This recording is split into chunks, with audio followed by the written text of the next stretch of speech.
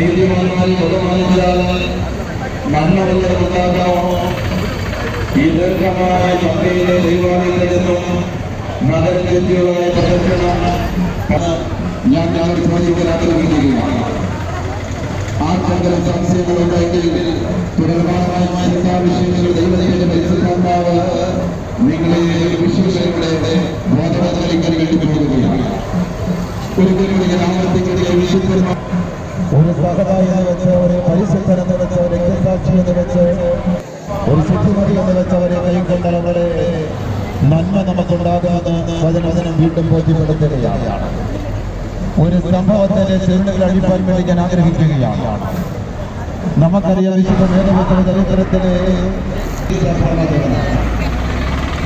ദൈവത്തിന്റെ പ്രവാചകനായിരിക്കുന്ന ഏലിശാ പ്രവാചകന്റെ ഒരുമിച്ച് ഒരു പട്ടണത്തിന്റെ വരവിലൂടെ കടന്നു വരികയാണ്. കടന്നു വരുന്ന സാഹചര്യത്തിൽ ആ മനുഷ്യൻ കണ്ടതായി ദൃശ്യമെന്ന് പറയുന്നത്,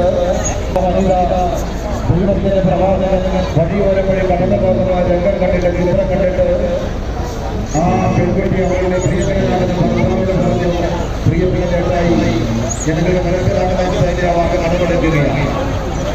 നമ്മുടെ നാടിന്റെ മുമ്പിലൂടെ ഈ തെരുവിലൂടെ മനുഷ്യൻ കടന്നു പോകുന്നത് ണെങ്കിൽ ഞങ്ങളുടെ ഭവനത്തിൽ നിന്ന് കടന്നു വരണം, ഇവിടെ വിശ്രമിച്ചിട്ട് കടന്നു പോകണം. ഈ പ്രിയപ്പെട്ടവർ കടന്നപ്പോൾ മനോഹരമായിട്ട് മുൻകൂട്ടിയ കുടുംബത്തിൽ അവരെ സ്വീകരിച്ചു.